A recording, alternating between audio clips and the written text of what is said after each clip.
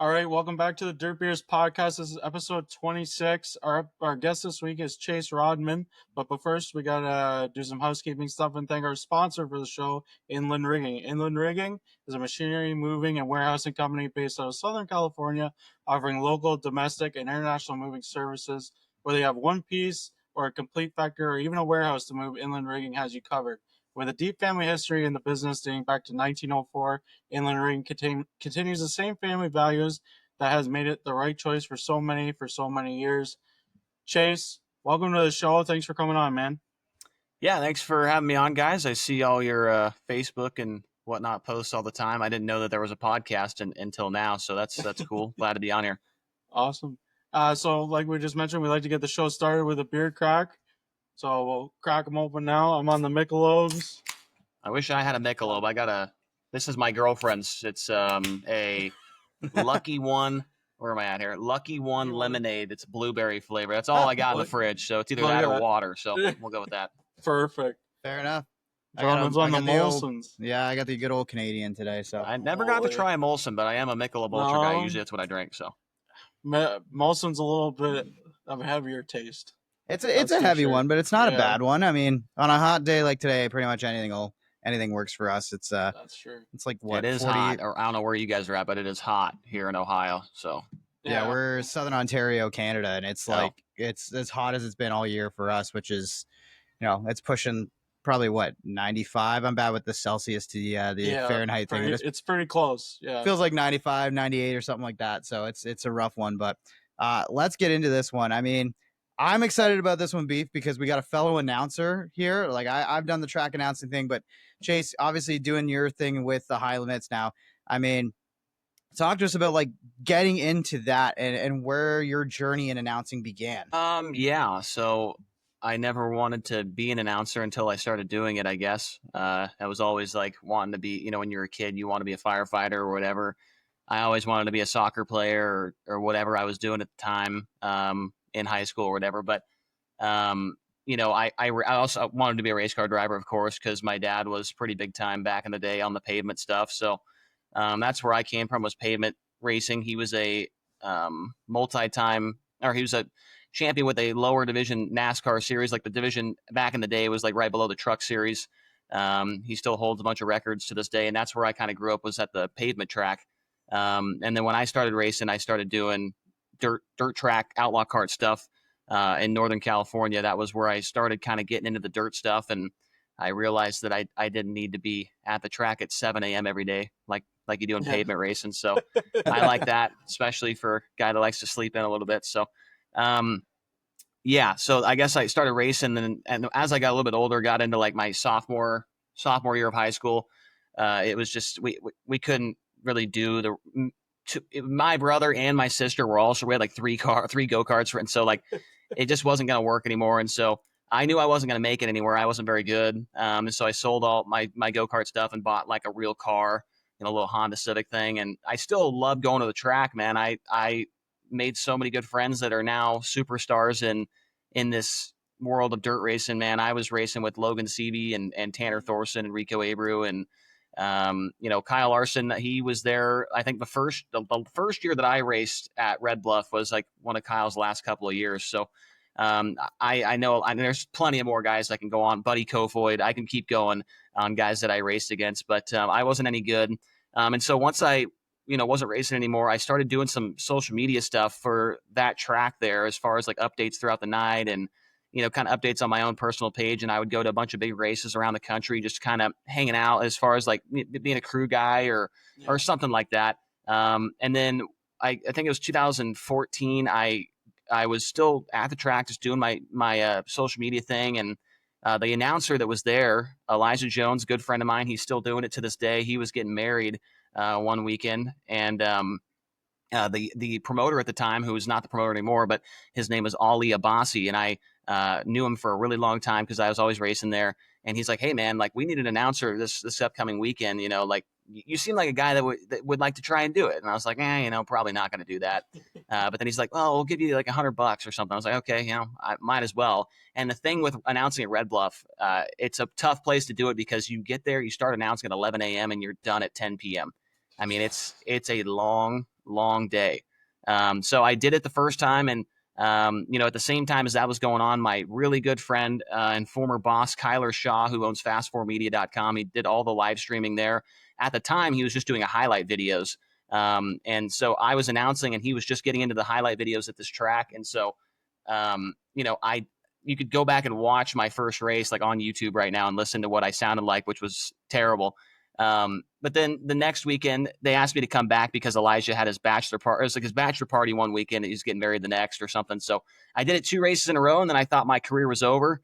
And then Kyler was like, "Hey man, like you're pretty good at this. I think we could get you polished up a little bit. And what do you think about going to all these big races around the country with me this year?" And I was like, I mean, I think I'm maybe junior or just graduated high school maybe or something. And I was like, I'm going to college, but I could probably swing. I could probably take a couple nights or take a couple days off or weekends or whatever and make that happen. So I guess that was kind of how I first got into announcing. So Nice. So I want to talk about too, you say you had that, not maybe brief, but that career behind the wheel in the outlaw carts. Is that what, and maybe being on the West Coast, is that what got you into sprint cars? Were you always a big sprint car guy, or did you have any other interest in a different style dirt car? no, I mean, so like I said, there was the pavement thing that what really got me into racing was pavement stuff. Well, like because I had to. My dad, I was like 5 years old, and my dad was like, "Hey, you're coming with me." So, Yeah. but once I started racing on dirt, and then I started meeting all my new friends who I just was talking about a moment ago, they all were like, "Hey, man, you should come over here and check out Chico Silver Dollar Speedway." I'm like, "Okay, I'll come down and check it out." And then once I went to the Gold Cup once, I never missed one until I had some other thing going on with a different commitment or whatever. But I always went to the Gold Cup. That was my first like big outlaw race. Like I saw the Outlaws for the first time at Gold Cup and Silver Dollar Speedway. And so once I started going to the sprint car races, and like I said, I only had to show up at 6, 7 p.m. and that's when they roll off with hot laps. And I just love the dynamic nature of the track. I loved how powerful the cars were, how loud they were. Guys getting up on the bike and doing wheelies and just all kinds of crazy stuff. Like I came from the pavement stuff where you're trying not to fall asleep the whole time, right? I mean, so the sprint car thing, once I went there a couple times, I was like, okay, like this is, I'm not going to go back to a pavement race unless my dad's racing. I just don't have, it doesn't interest me anymore. So we talk about where you're at in your career when things are just starting to get going. You're going to college. At that point, you've got a little taste for the announcing. What are you studying for college? Are you thinking about shifting gears to the media right away? Are you taking a business program just because you need to do something? Like, what is the post-secondary plan look like for you? And then how did the announcing opportunities and chasing the media side of the sport change things for you with your pursuit post high school? Yeah. Well, obviously, I think I did a little bit of announcing on my senior year. And then it really got kicked off like right after I graduated. So then I was going to Shasta College in Redding, California, community college. And I could have been a doctor with how long I was there for. I just was just messing around. I couldn't pass statistics. Like I took it 3 times or whatever. And then finally I went to Chico State, and they didn't have like a news, and at this point in time, like I'm going to be I want to try and be an announcer or whatever, all this stuff. And they didn't have there was no class on how to become an announcer, how to do public speak. I mean, there's public speaking classes, but it's just not the same. They did have a news, like a broadcast news class I took, but I literally did not learn a single thing in it. But basically my major is broadcast journalism, which I learned nothing about how to announce a race, how to be on camera. Like it was just a complete waste of time. But I got the degree, and so I got my dad's proud of me for that. So I got the degree and all that. I went to college for what felt like forever.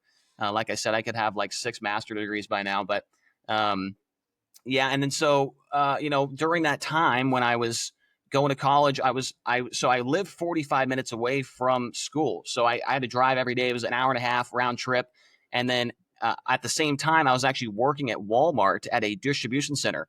I wasn't. I want to get this clear that I wasn't like a shelf stalker or something. I was in a distribution center. I was on a forklift unloading trailers. I would work from 3:30 p.m. until 2 a.m.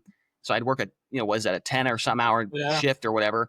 I'd get home at 2:30, and then I have to wake up at 7 a.m. to get to class, and that was like a repeating cycle like every single day. So I was and then on the weekends I would drive 6-7 hours to go announce a USAC CRA race or something to just to try and continue to get better at announcing and make a little money on the side, even though I was losing money because I was driving so far and these guys weren't paying my gas or anything, right? So, I mean, the college thing, I literally learned nothing that I can utilize today. One of the like when that broadcast news class I took, there was 6 people in the class, and one day only like 3 showed up, and so the teacher took us to breakfast instead of class. So, like, I mean, that just goes to show you like what was going on there, you know. So, I don't know. It was, I mean, it's cool. I went to college, but like I didn't get the full, the full college experience. I was a commuter, but still, I got the degree.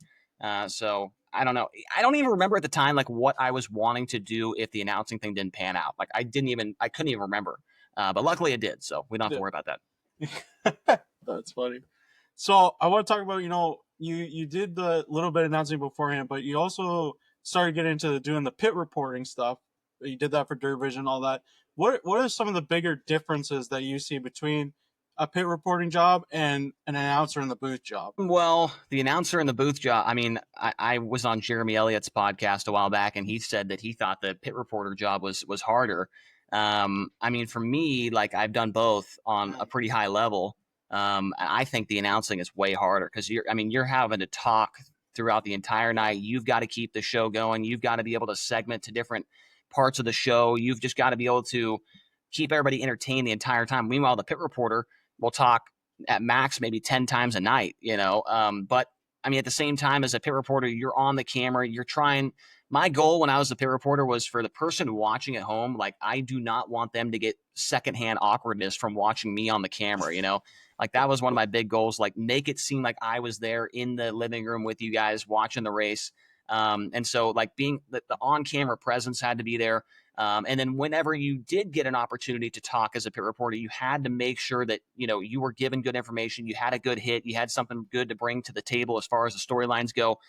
So I like that. My favorite part about being a pit reporter was trying to, when I would go out on the racetrack and show how the track is evolving and show, why this part of the track here is a certain driver's running it like this because, well, hey, the cushion's blown out right here and he can't run it right there because he'll hit the wall or whatever. Like that was my favorite part about pit reporting was trying to get the audience to understand what drivers were feeling when they were in the car. And I've never driven a sprint car, but I've raced quite a bit in my life, and I've been friends with a lot of really good drivers and heard a lot of insight from them.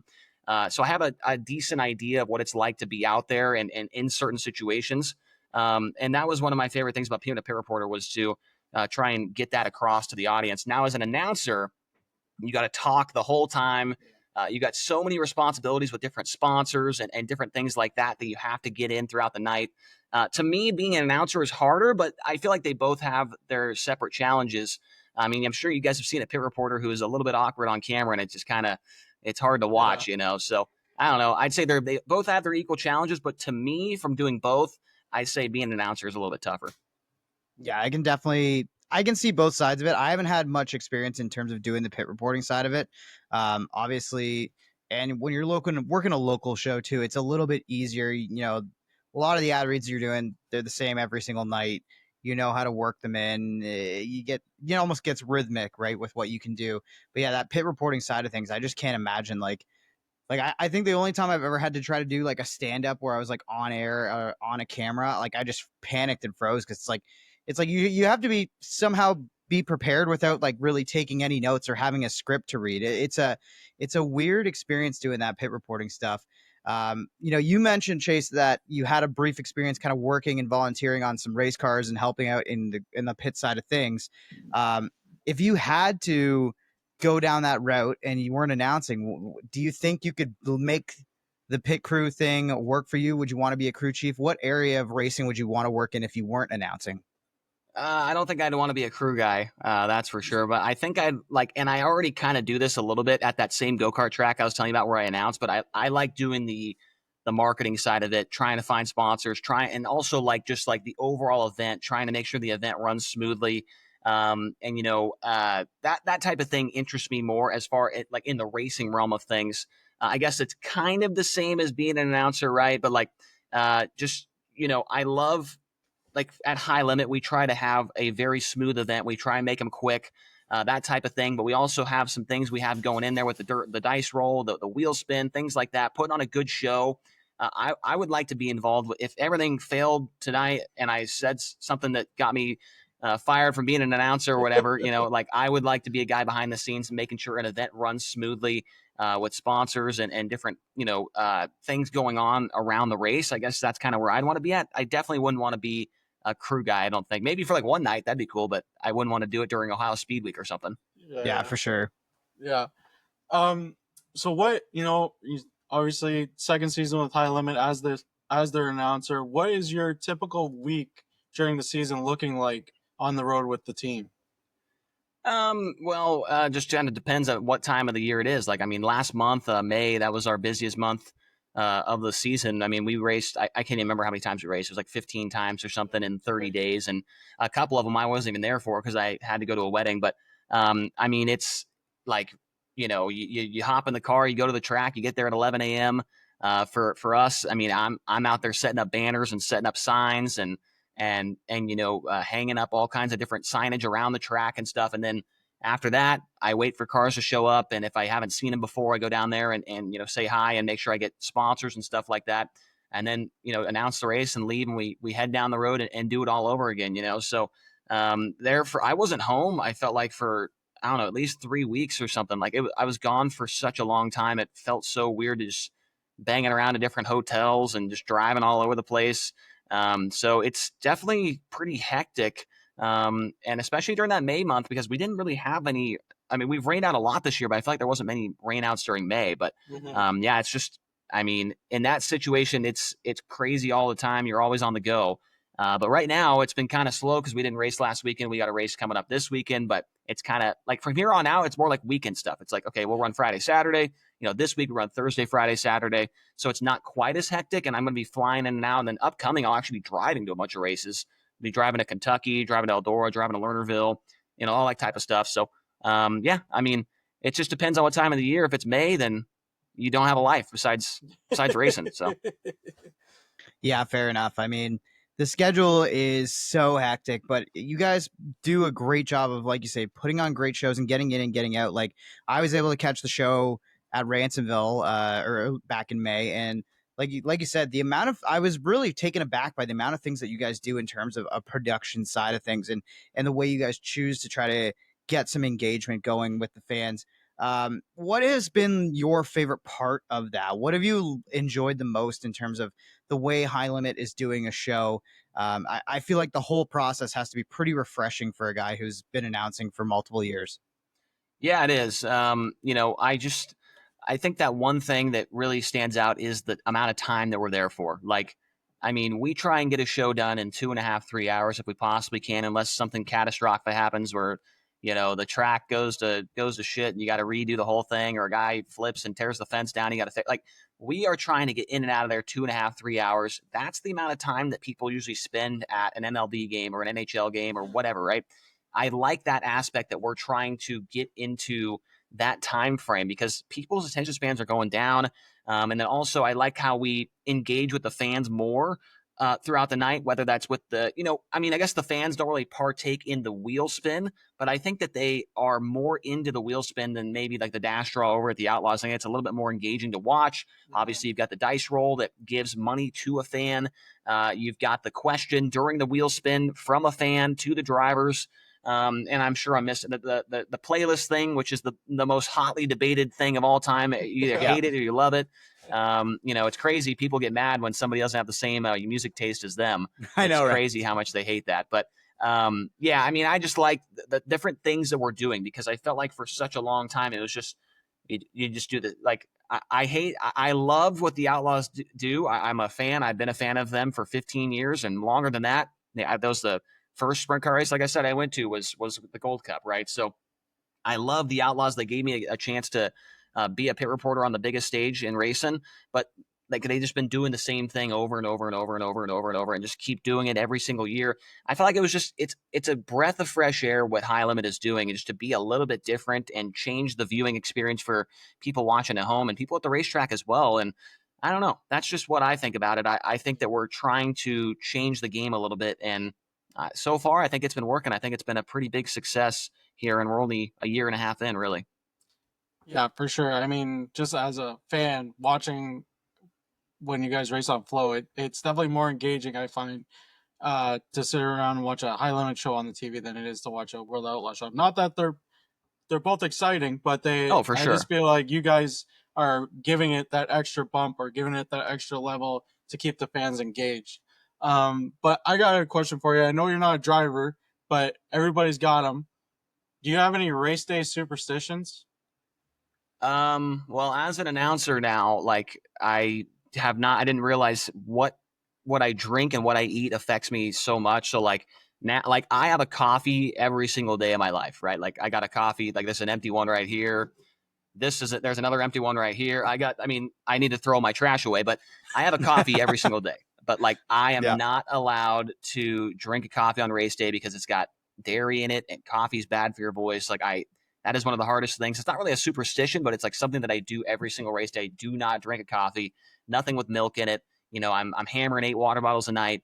So I guess that's kind of my thing that I make sure to do every single night is just don't have a coffee. And it's hard. Like I drive by a Starbucks or I drive by a whatever coffee shop. I'm like, man, a nice coffee would sound really good right about now.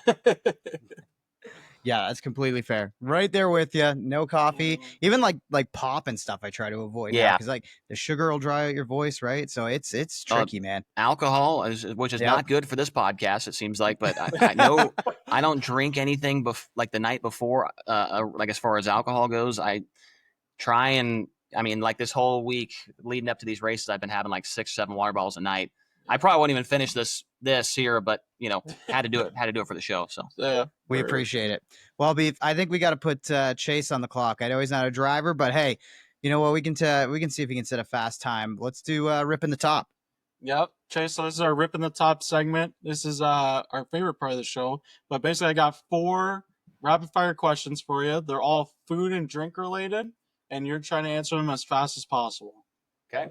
All right, and we're gonna put you on the clock. So our reigning quick time at the moment is still Ava Payton at an 18-second flat to answer all 4 questions. Okay, that sounds pretty fast. I'll try and beat it. All right. So I'm gonna count you in 3, 2, 1. I'll start the timer and ask the first question. As soon as you finish the question, I'll move on to the next one. Okay. Okay. Okay. So 3, 2, 1. Favorite beer or drink? Michelob Ultra. Favorite truck stop, snack, and drink combo? Taquitos on the roller with a strawberry banana body armor. Top 3 pizza toppings? Pineapple, bacon, ham. Favorite wing flavor? Sweet and sour. Is that one? Maybe. That felt good. That was quick, Beef. Come on, tell me that's a quick time. We have a tie. A tie at the top of the leaderboard. You clocked in at 1807. I couldn't think of the name of the body armor for a second. It's like, is it a prime? Is it a body armor? That cost me a second or two right there. So she was in 18. I believe she was in 1800.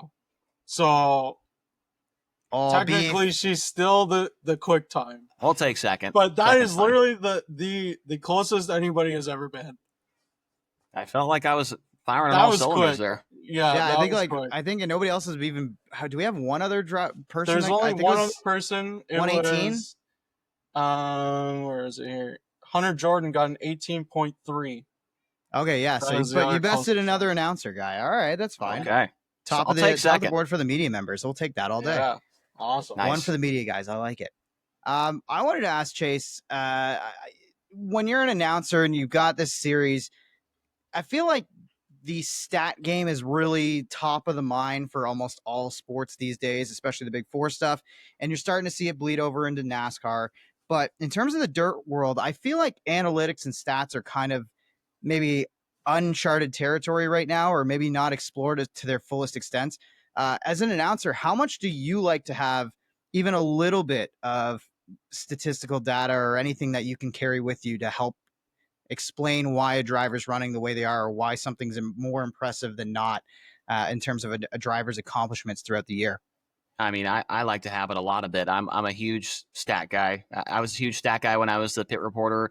Like I say all the time, like Tony Laporta does the pit reporting job perfect, but I did it like him and I's pit reporting styles were way different. He was more personable. I was all stat based. Like I love the stats. I was just doing notes before I came on here on the show, and just trying to, I even if like I won't say the stat all night long, like I'll have like 5 different stats for each guy. I might use like 3 of them in the whole night, but I just like to have them just in case I do need to talk about a guy if he spun out or he flipped or whatever it is. I am huge proponent for stats. My whole YouTube channel, I would say, is 90% stat based as well. So I think it's a huge deal with websites like sprintcarratings.com and Dirt Trackers Plus section, thirdturn.com, all that stuff. I mean, I'm on those websites. It seems like almost daily trying to get stuff like that. And I think it helps as an announcer to be able to have those numbers to, peel them off the back of your head when you're in the middle of a call or after a heat race is over and say, that was his 9th heat race win of the year. And for some things, like I can almost memorize some of the stats for some of these guys, so I think it's a huge deal to have that in your bag when you're an announcer. So if anybody's watching this as an announcer, I mean, make sure to get your stats dialed on. Don't just show up with nothing, with the drivers' names. Like to me, that's just not enough. Yeah. So going off that, talking about your YouTube channel, what was the like drive behind it to start that channel and the format that you do, where you do lay out all the stats and break down everything bit by bit? I was watching your Q-Sits recap today, and you were talking about how much money was earned, all this kind of stuff. What drove you to want to do that? Well, I just think that right now, like I watch a lot of YouTube, a ton of YouTube. Like I don't even have TV anymore. I have a YouTube premium or whatever it is, so I have no ads or anything. Like that's how much I watch YouTube. But I watch this guy on there. His name's the Hockey Guy, and he does the exact same thing that I basically copied him with the whiteboard thing, and he does a lot of the stats and he does a lot of news related things when it comes to the NHL. And I always watched him even when I was with the Outlaws. And then I tried to start the channel at one point in time, and the Outlaws said, we got to shut that down. Like that's not on our, like, it's not going to be on Dirt Vision. So we don't want you to have your own, platform to, so that kind of put a sour taste in my mouth there. But I wanted to do it for a long time. And last year when I got the High Limit gig, they said, hey, you can do whatever you want, talk about whatever you want. You can talk about the Outlaws, you can talk about USAC. We don't care. I think that there's people, craving more content around sprint car racing and around dirt track racing. And when you look at the main players in the media game when it comes to YouTube and talking about sprint cars, I mean, obviously the number one guy is going to be Justin Fiedler, Dirt Tracker. I mean, he's got, I can't even remember, 60,000 subscribers or something. He does a little bit of everything. When it comes to just sprint car content, Jeremy Elliott is probably the guy on that type of thing. And then, you got the Chaz out there, whatever you want to say about the Chaz. Like, I mean, you could hate him, you could love him, but I mean, he does do a lot of stuff when it comes to sprint cars, a little bit of late model stuff here and there, but I do only sprint car stuff. And I've noticed it. The growth of my channel has been crazy, even though I can't, commit to doing a 90 at 9 every single day at 9 a.m. Like I travel too much. I try and put out a video every day when I'm home. But I can just tell that people want more content surrounding this sport. And I think that the sport is getting bigger and bigger every single week that goes by. They're getting more people, watching this type of racing. I think Flo does an incredible job with onboarding new people to sprint car racing, whether they watch the Cars Tour, they have a Flo subscription. If they watch, dirt bikes or whatever, or snowmobile racing, they have a Flo subscription. They can watch High Limit or the late model stuff. Obviously, that's huge. I just think there's more people watching sprint car racing right now than maybe ever before, and they want to be able to listen to what other people have to say about it throughout the week when there isn't a race going on. And so I kind of see that, and I only saw that there's 2 other guys that really do news and talk about drivers and how their seasons are going, and I felt like I can kind of squeeze in there and do my own type of thing. So that was kind of the driving force behind it. And maybe in 5 years when sprint car racing is more popular than IndyCar or whatever it is, like maybe this channel will be 30,000 subscriber level or something. I have no idea, but I enjoy doing it.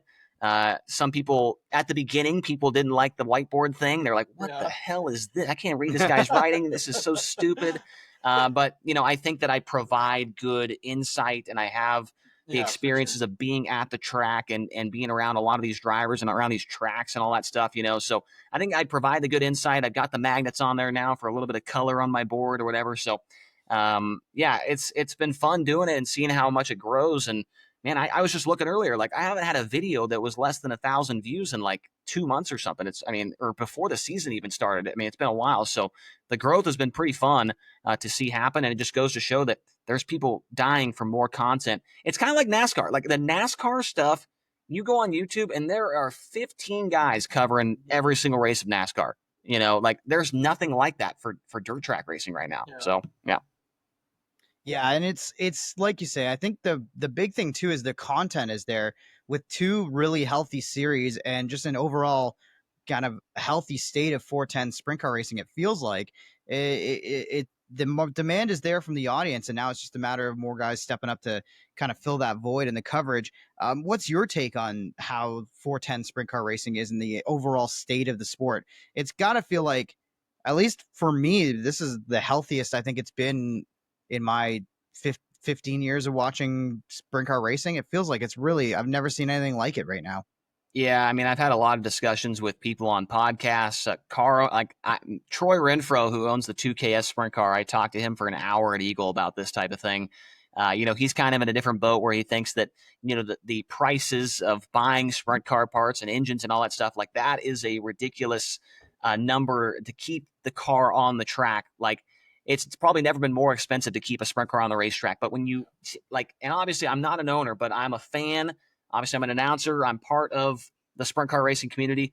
And I think everything outside of how much money it takes to put a car on the track, I mean, and I have not been around forever. I wasn't around in 2002 when that Outlaw game came out on PlayStation. And I feel like that was the heyday, right? You had all these guys that are in the Sprint Car Hall of Fame. They're all on top of the wins list with the Outlaws, right? Like, I feel like that had to be one of the most, if not the most popular time in sprint car racing, but I wasn't around back then. I was like 6 years old. I didn't even know what a sprint car was. But for me, being on the Outlaw Tour since 2020, I just feel like the growth has been crazy, like absolutely crazy, seeing how many people are coming into this and watching it for the first time and being like, wow. Like, I feel like if you showed up to a sprint car race and just watched a car go around and qualifying at a short track, and you're just like, how can you not be a fan of what that is? So I think there's more fans than ever. Maybe there's no numbers to back that up, but I just feel like there's more fans watching online and at the tracks maybe than ever before. So I think it's obviously the money is the best. It's not even close. Like, I did a video on my channel a while back, and like the amount of money paid out last year in total payouts for the 410 wing stuff, like 10 years ago, it was like $3 million less or some crazy like that. Like, the amount of money being pumped into it, there's more eyeballs on it than ever before. We're getting more, sponsorships involved. I mean, I can talk all day about how much I think how well it's doing. It's hard to find the numbers for, from 20 years ago, if it was better back then in the Mark Kinzer era and Steve and Doug and Sammy and all those guys, right? But to me, for as long as I've been in it, I feel like it's the best it's ever been. But I don't know. There's gonna be some guys that will probably some old timers, those guys that always comment on Facebook that said, "I've been watching racing since 1973. I'm telling you, it's never better than that." I'm like, all right, man, come on, whatever you say. Gotta get with the new times. But I want to talk about too. Obviously, High Limit comes into the game here and puts that challenge up against the Outlaws as the second full national 410 sprint car touring series. And at the beginning, there was the big Outlaw versus High Limit. Was there actually any beef between the series? Was there people that, maybe had a little bit of a distaste in their mouth when the High Limit started on the Outlaw side? And was there any exchange back and forth? I mean, I think that at the beginning, like the first year of the national tour, and maybe even that year where they had those 10 or whatever races it was during the middle of the week, the High Limit side of things just was wanting to have these races and have the Outlaw guys partake in them, and obviously the Outlaws said, no, we're not doing that. You're getting 4 races and that's it. Mm-hmm. So I think at the beginning it kind of, maybe ruffled the feathers on the High Limit side of things. And so that's kind of what led into running the full national deal. And once that happened, and High Limit, took the 5-time champion of the Outlaws, and he came over. Obviously, he was part owner, but still, you take a couple of Outlaw teams, and You take a couple of tracks that ran with the Outlaws, like Port Royal, for example. That was a track the Outlaws always went to. Now they don't go there anymore. But I think that the Outlaws were not very happy with that type of thing. And now, with this franchise thing coming out, the Outlaws are going to have to pay out more money to keep these guys around. And I'm sure they're not going to be too thrilled about that, right? I mean, the franchise system, the amount of money that's being paid out for that over the next 4 years is going to be just never before seen levels in this sport before. And so for the Outlaws to have to contend with that, they're going to have to do something to keep up with it. And I'm sure that they don't like that as well. There's definitely a couple drivers on the Outlaw side of things that do not enjoy what high limit racing is doing. I'm not going to name any names, but there's about 3 of them that I could name right now that, they're not a fan of what is going on this side of sprint car racing. And, it's kind of the same thing with the race fans, right? I mean, it's a divide down the middle. You either love, I guess there's a few people down the middle that love both, but there's your diehard Outlaw guys since 1978, and there's these new, I think a little bit younger people on the high limit side of things, and then there's a couple people down the middle that do like both. I mean, I like both. I obviously work for high limit, but I watch the Outlaws. I watched every single night of Huset's. But yeah, there's definitely some people on that side that they don't like what we're doing, and I mean, I would say, I think on the high limit side of things, with how successful it's been in this first year and a half, I don't think anybody's mad. They're not worried about the Outlaws. Everything's going peachy over here, I feel like. Yeah, for sure. I can understand that. I want to ask a bit of a nerd question for us announcers, and that's top 3 booths to announce from. What are some of the best booth experiences that you've experienced as an announcer thus far? Definitely one of the best ones is Texas Motor Speedway. But I don't really like to count that one because it's like a NASCAR sanctioned track or NASCAR owned type of track. So that everything they do is going to be top of the line. But that one is very, very nice at Texas. And the Vegas one's pretty good too. But to be honest with you, I mean, one of the ones that we're going to this weekend, Lucas Oil Speedway, that place, every single part of that facility is incredible. And I would say that's a top 3 booth for sure that I go to every single year.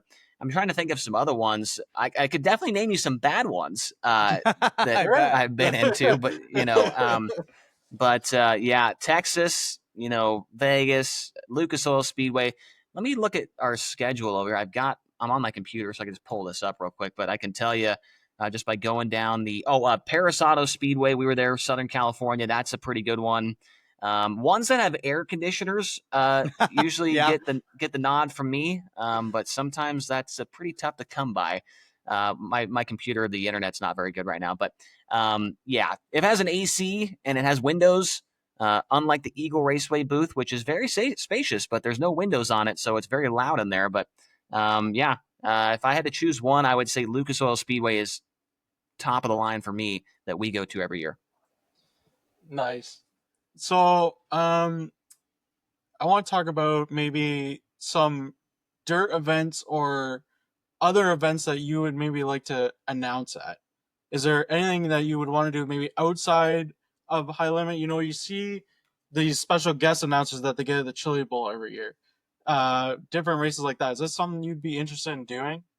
Yeah, it's funny you mentioned that because I got a call last week about potentially working the Chili Bowl. And I've been to the Chili Bowl 12, 13 times. I went like 10 years in a row and I never missed one. And I always said I would never work the Chili Bowl because it's fun. I love the racing there. I love being in turn 2 and hanging out with everybody. The racing is so good. I just love being a fan at that event. But there is a pretty good chance that I might be involved with something with the Chili Bowl this upcoming year. And so I do want to work that event one time just to say I did. And say, yeah, I worked the Chili Bowl 1 year. Yeah. And I've also been as a fan 42 years, but I did work that 1 year, just to, have that on your resume. But, I guess the Knoxville Nationals has got to be one of them on that list. I guess I've already worked the Nationals, but not as an announcer. I've worked the Kings Royal, as a pit reporter, and Knoxville as a pit reporter. But I don't know. That's tough. I would say Chili Bowl is probably the main one on the list because I have not worked at all when it comes to that event. Yeah, that's fair. I mean, it is a bit of a crown jewel event. I mean, why wouldn't you want to have that option? For me, like, I think the magic of the Chili Bowl is that it is this kind of week-long party event, and you don't like. I don't really think the stats translate as much to an event like that because there's so much room for wild card things to happen in terms of even just trying to race your way through an alphabet soup and making a run, or somebody having a flip on one of their qualifying nights and then get buried down the list, and then they're a favorite who doesn't get through to that main event. The Chili Bowl has to be definitely one of those ones that's up there.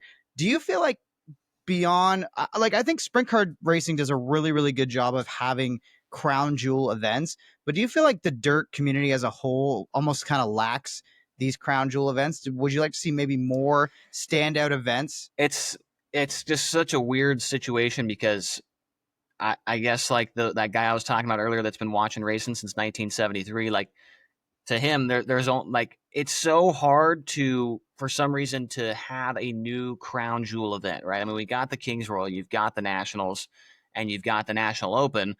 Those are the three crown jewels, and for some reason I don't know what are the requirements to be a crown jewel. I have no idea who makes that requirement. Like, does it have to pay a certain amount? Does it have to be around for a certain amount of years? Does it have to be at a certain track? Like, does it matter who's won the? Like, I have no idea. But like to me, like, how is the Gold Cup not a crown jewel event? It's been around for 72 years.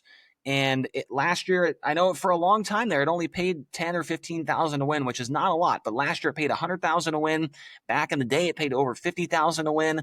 That seems like a race to me that should be a crown jewel event. But whoever makes the rules up on what is and what isn't, apparently they don't like it enough, so it's not allowed to be one. Huset's pays the big money, right? But it's only been around for 3 years, so I don't know if there's a certain threshold it needs to meet to be able to get to that. But I think in the next 10 years, if all these events that are going on right now continue at this pace, like the Dirt Cup at Skagit, the Skagit Nationals, those pay over 100,000 to win. The Huset's race. What else am I missing? The Port Royal, the Bob Weichert, that paid 100,000 to win this year. The Tuscarora 50 over there at Port Royal as well.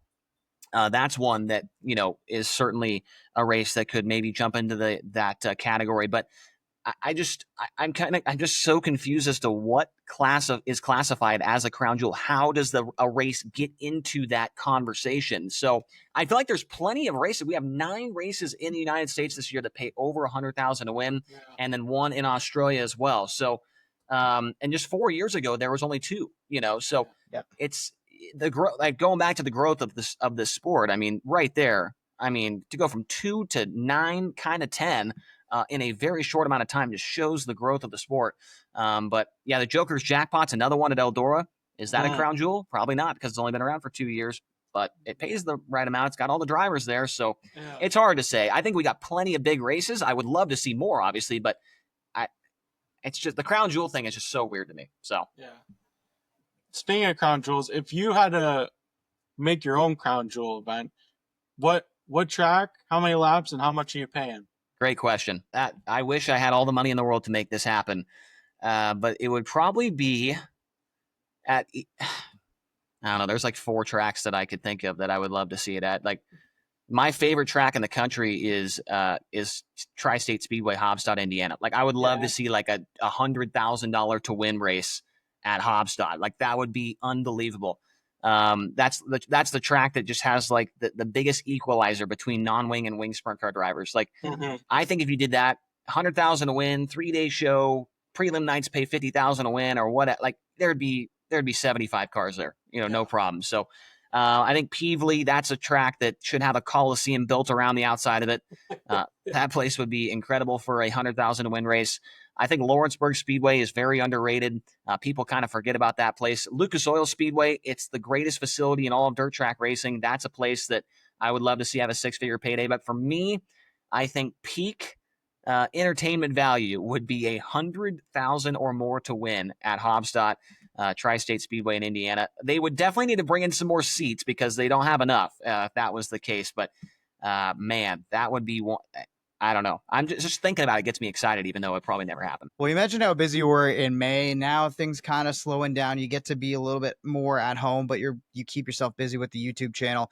What kind of hobbies, what interests do you have beyond the racing world? How do you detox from the racing world during the week, Chase, to kind of get away from the racing stuff?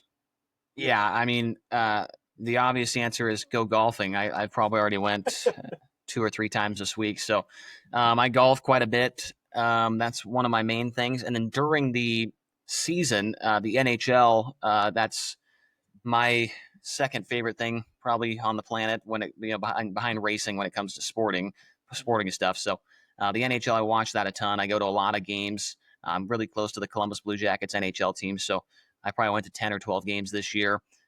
So golf, hockey, when time allows, I play video games. I got my computer over here that if I turned it on right now, there'd be dust shooting out the back of it. But I don't get to play it all that much. But I mean those are kind of I like to. We go on vacation every now and again. Like usually have a family vacation once a year. Go to Mexico or whatever. So I guess those would be the main things. Like golf is just like the simple answer because it's 5 minutes from my house, and it's cheap to go play at this course that I play at. It's not like a multi-million-dollar facility. So those are a couple things, I guess. What? Let's get your take on the Stanley Cup Finals. What did you think? Well, I wish it would have went to 7. I didn't care who won. Like I wasn't in that. Like the Blue Jackets are the team that I cheer for the most. But I guess I was kind of cheering on Edmonton because I wanted to see a new winner, or a different winner. I guess they've already won it before, but break that 30-year dry spell for Canada. See McDavid finally get one, and Draisaitl and all those guys. But I thought the Stanley Cup Final was exciting. That one game where what was it? They were down by 4 and came back to tie it. And I mean, dude, I just don't get how people don't like hockey. Like that was the best. Incredible television. And then so earlier this year, like a month ago, Brian Walker, who does the social media for High Limit, he's a big Oklahoma City Thunder basketball fan, right? So we went to a playoff game. I'd never been to an NBA game.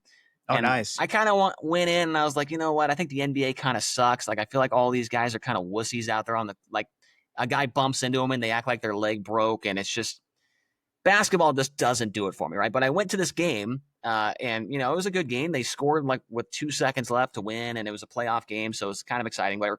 And then last night I was like, you know what? I went to a Thunder game. I'm going to watch game 7 of the NBA Finals. Right. I turned it on at halftime, and it's just not the same. It's just not the same compared to hockey. These guys, and like I saw this video and I sent it to my girlfriend and I was like, it was a side by side of when the Panthers won and then when the Thunder won. Like, and it was like from one to the other, it looked like the basketball guys were at a library, dude. They were just like kind of hanging out, like, oh yeah, we won.